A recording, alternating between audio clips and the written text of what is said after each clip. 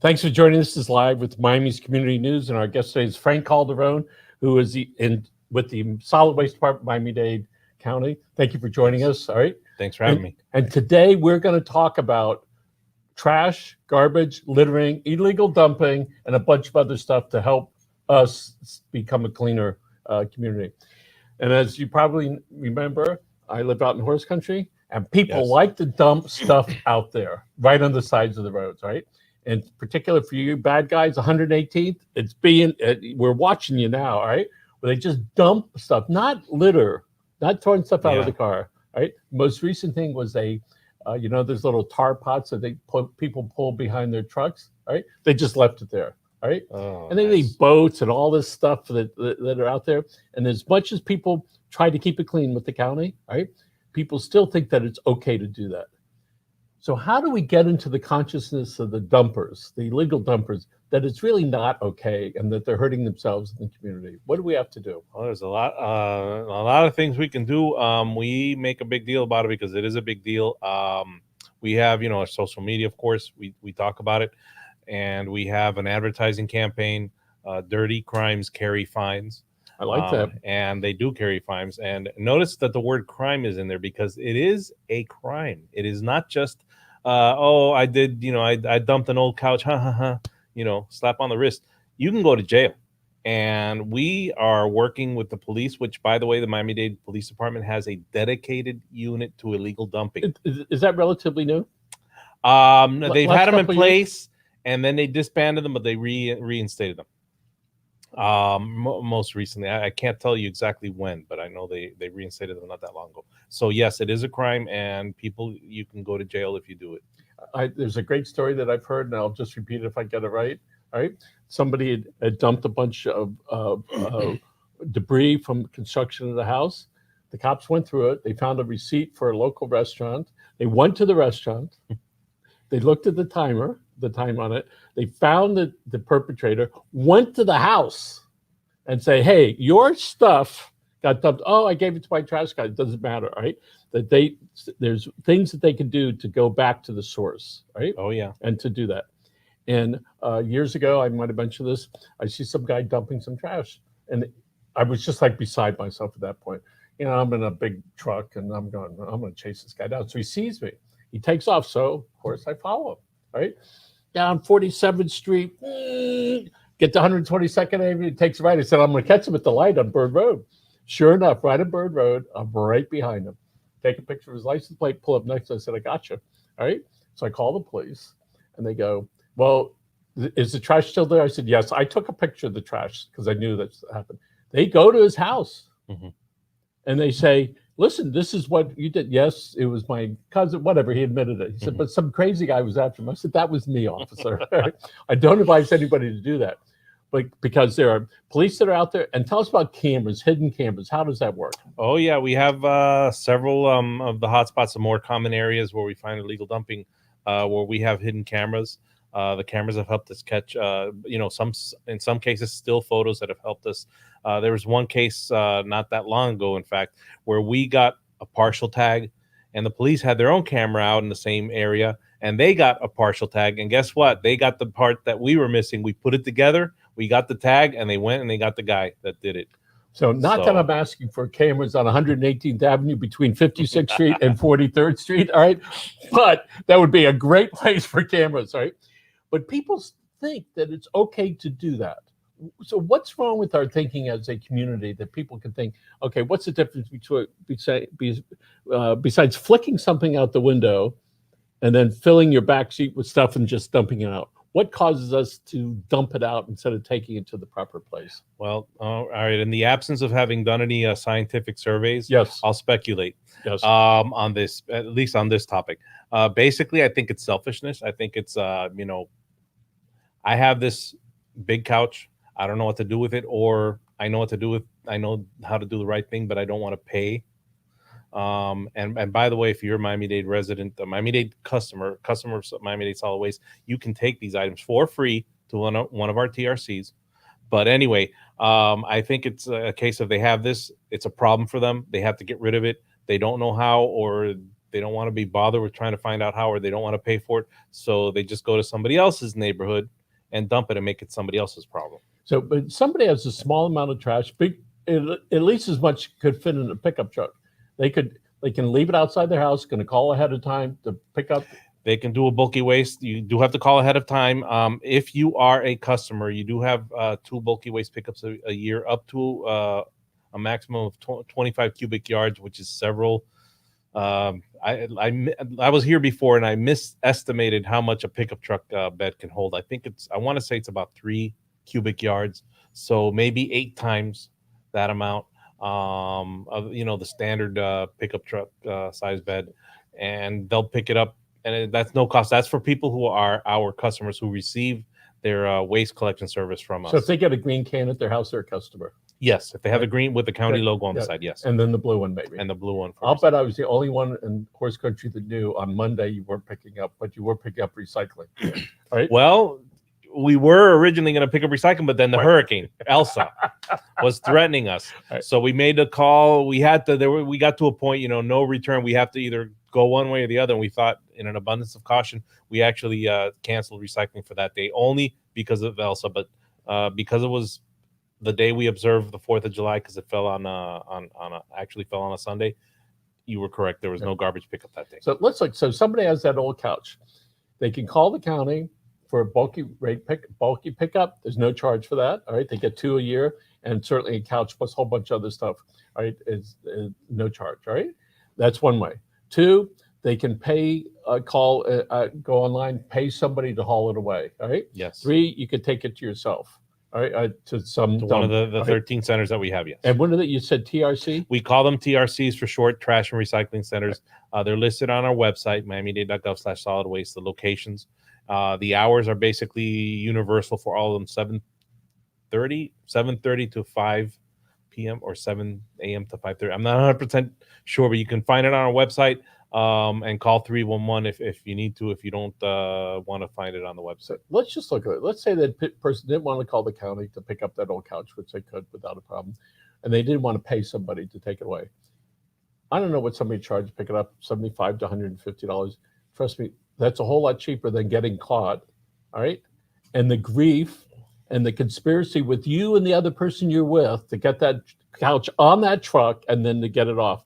Oh my goodness. Why would you even put that into your consciousness? All right. About doing that. So, and lots of times there are ways for the police to look at stuff and figure out. All right. I know that you want to say everything, but somewhere there's some identification on that. On a lot of items, yeah. And then, like I said before, we have cameras, not just the still cameras that I mentioned. We have video cameras in some cases, and that's as I said at the beginning of the show about letting people know, this is wrong, whatever. One of the things we do is we take those videos and smile, you're on candid camera. We will post them on our social media. People will love that. And we have sometimes had TV stations borrow the video and post it on and put it in their news stories. So, and maybe one time we could get some of those pictures and we could show it on the show. Tommy, we could do that, right? Mm-hmm. Oh yeah. So Frank, where's some of the bad areas or the worst areas where people are dumping illegal dumping, which just means they take the stuff and they push it out of their trucks or their cars? Where's some bad areas? All over the place, unfortunately. We have a ton of areas. One of the areas you mentioned, horse country. As a matter of fact, a couple of years ago, before COVID, we actually did a cleanup event there that was requested by the state representative for the area and the county commissioner, Anthony Rodriguez, Senator Commissioner Javier and Soto. Commissioner Senator Javier Soto. They requested a pickup for that area specifically. We had a lot of volunteers come out, including people that came from Kendall Regional Medical Center to help out. And in advance of that, we had our illegal dumping crew, our code enforcement, go out and take a look. One of the things they found was a boat, an old boat that they removed. They removed some of the bigger items, but this was a smaller.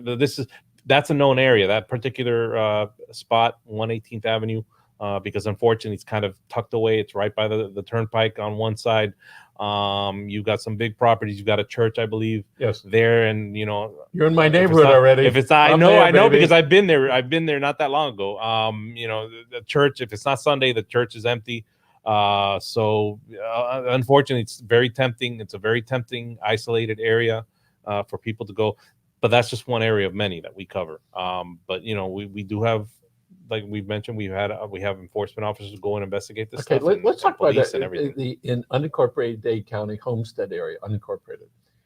Big properties, fences around it, they're growing stuff, all right? People go alongside the road, no cars, they dump all, lots of stuff. When they do that, what's the legal responsibility, not the moral or ethical, but the legal responsibility of that property owner if their fence is 20 feet in and it's parked there, right there at the dump, and it might be on their property, maybe it's not, all right? What are they to do? The best thing to do is as soon as you see it, call it in, report it. Then you won't be held responsible for it. Unfortunately, in some cases, we found homeowners there, that they have such huge properties and it's impossible to monitor every inch of it. We found that we've had a few cases where the homeowner's been kind of stuck with it. We're aware that there's a problem down there. We're aware that there's this problem that's unique to the Redland and the Homestead area, where you have the huge properties there. I just sat in a meeting not that long ago when the mayor was there, and a couple representatives for the county commissioners that are down south were also there, and we met with a lot of the agricultural folks, and they expressed that this was a big issue. This turned out to be one of the bigger issues. They talked about different issues they had, but this was one of the bigger issues they had. So we are working on it. And so part of it is they need to take pictures and call right away, so it doesn't look like They did it. Yeah, that's the best thing to do. It's sort of like when you feed that cat, at some point it's yours, right? It's like, yeah, it's not mine. Yeah, but you've been feeding it for 3 weeks. Well, it's not mine. Yes, it is. All right. So it's to report it right away, take pictures. And so one of the things we know about is sort of like graffiti. When there's a dump, stuff dump, people keep adding to it. Yes, unfortunately. That's known. That is a phenomenon that occurs frequently.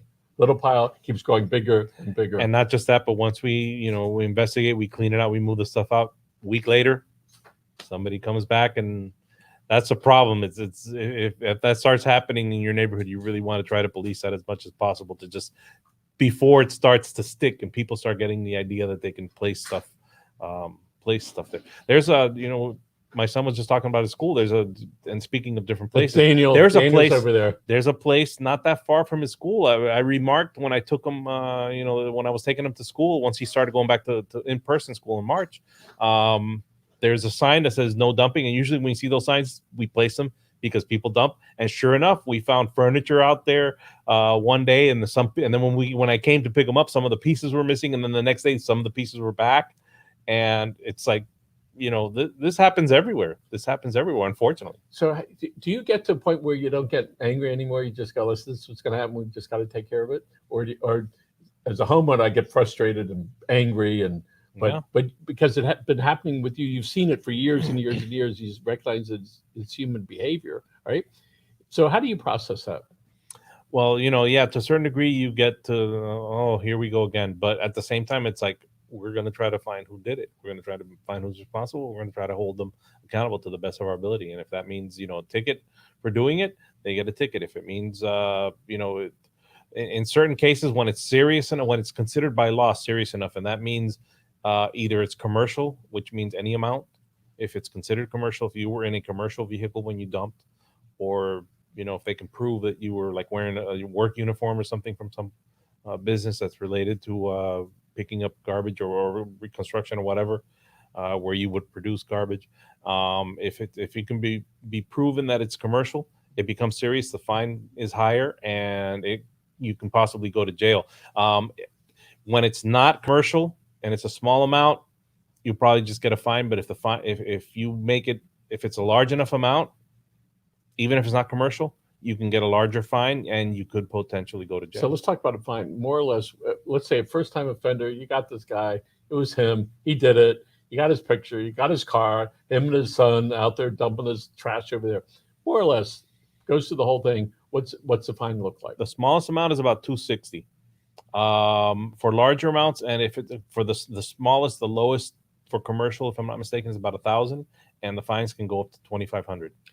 So a homeowner that has some work done at their house, if the contractor that they have has agreed to take their stuff away with them, what should the homeowner do in preparation of that guy might not take it to the dump? what should the homeowner do to protect themselves? Get a receipt or an invoice, and make sure that it mentions that they were taking the waste from you. Then, if something happens, they find your stuff. They find a business card of yours.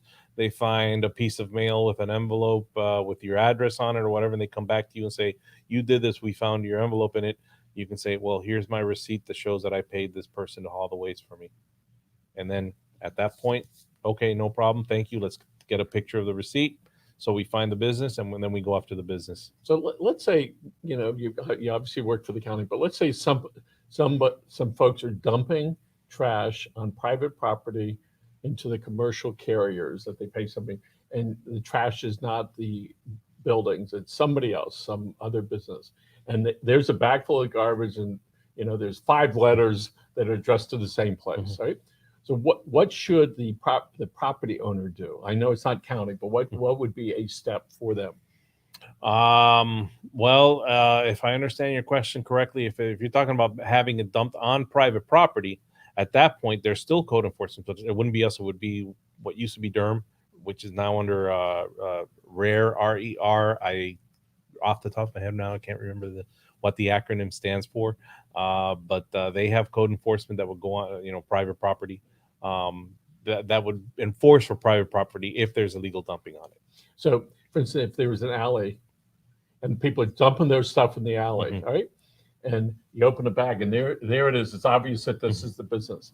So the person, the business that is connected to that, that defines it, could call this agency and say, "Hey, here's an alley, or here's a private property. These people are dumping stuff."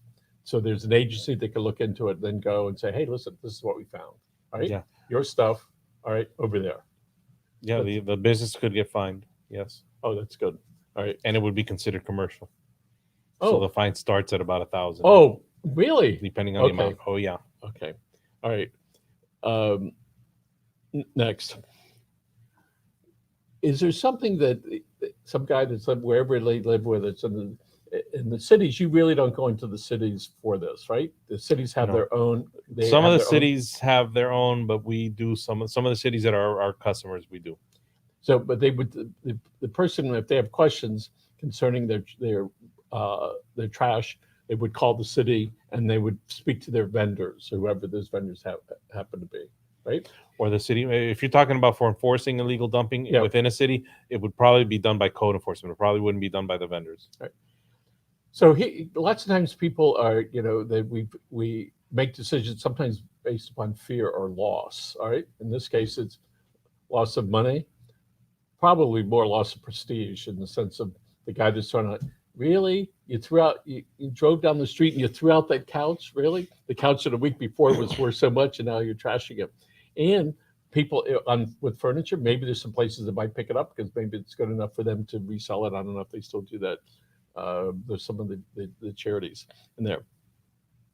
So throughout the county, there's this code. There's the police department. What is that department called? It's the police department, but they have an illegal dumping unit. All right. And they go all of the county from down Homestead all the way up north, all right?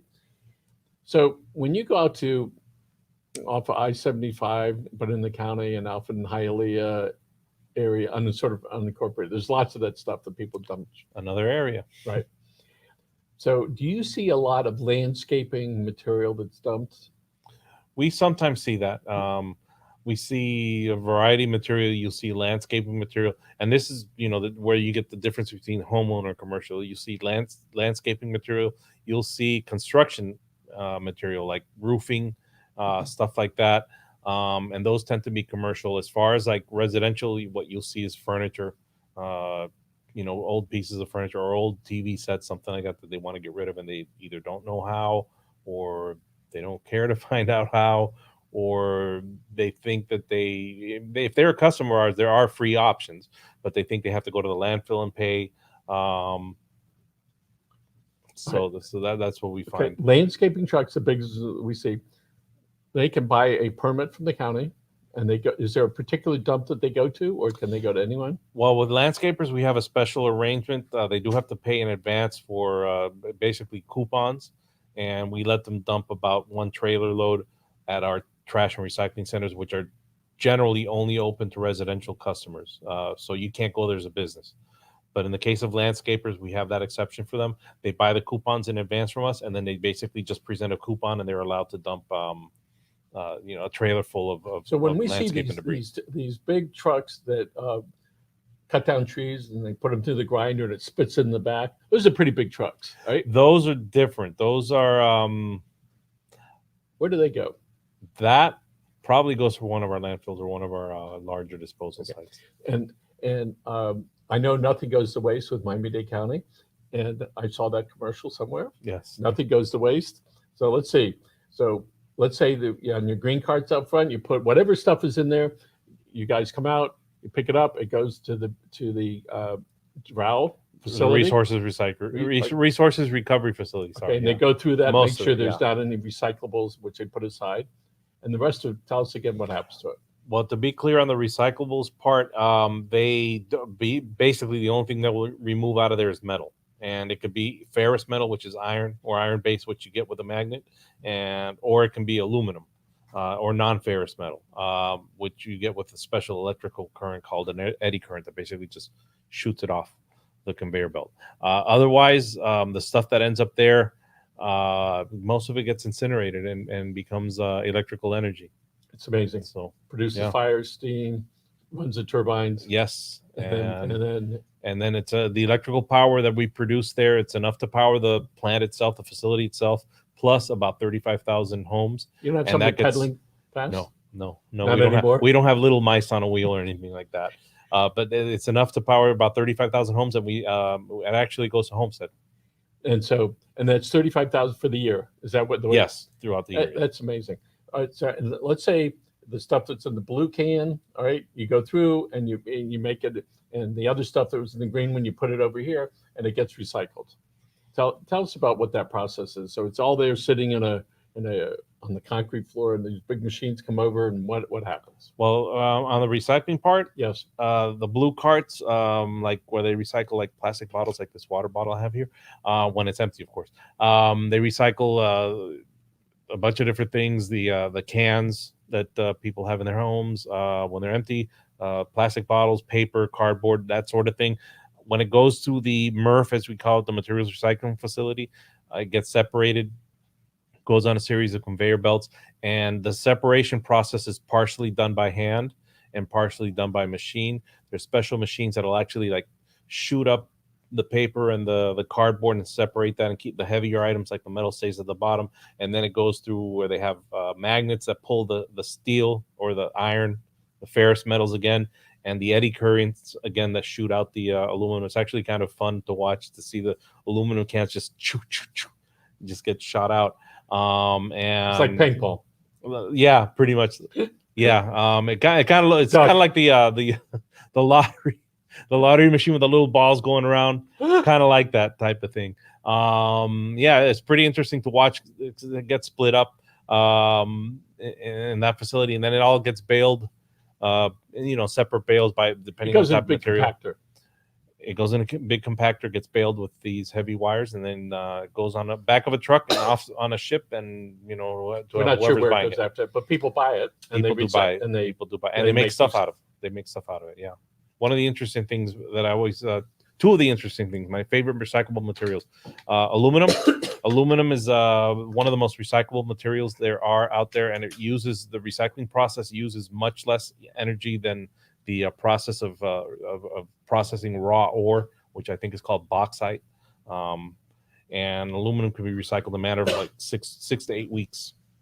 So a water bottle, how many times might that ultimately be used, or does it keep getting used until you I'm not can't sure. use it anymore? I'm not sure. I know with aluminum it doesn't. Aluminum can you keep using it indefinitely. Plastic, I'm not sure, but with plastic you can do interesting things. You can make, the obvious things some people think is you can make new bottles out of it, which you can. One of the things they do is make cloth, and they make clothing out of it. I actually have a T-shirt at home that's made out of recycled bottles. Amazing. And if you go to Walmart, the people that work there, especially the cashiers, they have these vests on. If you read the back of the vest, watch this carefully next time you go to Walmart. You read the back of the vest, it'll tell you, a lot of them say that it's been made out of plastic bottles. And it even tells you, I think it takes 9 plastic bottles to make this vest or something like that. we are pleased that Jean Marie Massa brought last week was here, works with the recycling department. Yes. She brought us an orange cap Yeah. and a vest. All right, And you which took I a have, virtual tour. which I have, and we went on a tour. And it's neat the way those hats are. You can turn this thing and it tightens on your head. So one size, I can't say it fits all, but it's like pretty neat to be able to do that. Got a lot of attention, by the way, when people looked at that. They go, "What is that?" I said, "We're going on a tour, baby." All right. So here we are, the middle of July. There's a lot of people that are eating pizza, and we tend to think that boxes are recyclable. But tell us about Yes, pizza but- boxes with all that grease that we've consumed. Well, okay, yes. The boxes, when you get you order stuff from wherever it is online. I'm not going to pick any one particular one, but I'll mention a few: Amazon, Walmart, Target, any other place. Doesn't matter. That box, that's fine. That's perfect for recycling. But the pizza box, no, and that's because of the greasy residue that's left, the cheese that's stuck, the grease that soaks through the box, the cardboard of the box. As I like to say, if the pizza tasted really good, you definitely shouldn't be recycling that box. This was probably very greasy. You know, it's an interesting thing that the thing that Americans consume, like I don't know how many boxes a day are used for pizzas. Maybe one day somebody's going to invent something that either is going to prevent that or that you can use. So with all our technology and the ability to have, you know, novices in space now, and we've gone on the moon and we do all this stuff, what are we going to do so that people can freely throw their box in there and that it doesn't jam up the machines? Well, that I don't know. And if they come up with some kind of removable liner, that might be an option for the future. I can tell you that at least here in Miami-Dade County, if you can't put that pizza box in your recycling, you put it in with the garbage, it's going to get incinerated and converted to electrical energy anyway. So, Yeah. So there's no waste. so it's not gonna, exactly. It's not going to just go to a landfill and sit there for a long period of time. So if you have 1,000 pounds of stuff in your green cans, a lot of it goes to energy. What's left out of 1,000 pounds? How much is left? Well, the ratio is about 90%. So if you had start with 1,000 pounds, it would be about 100 that would be left. And that material is like Ash. It's ash. Ash. Right. And that gets landfilled right there on site. Special landfill. We call it a monofill, because it's only the one material. It's only ashes, nothing else. So is there a way to ultimately, if somebody, that's like when you have a fire and you put it together, a little fire, and then there's this stuff that's left over.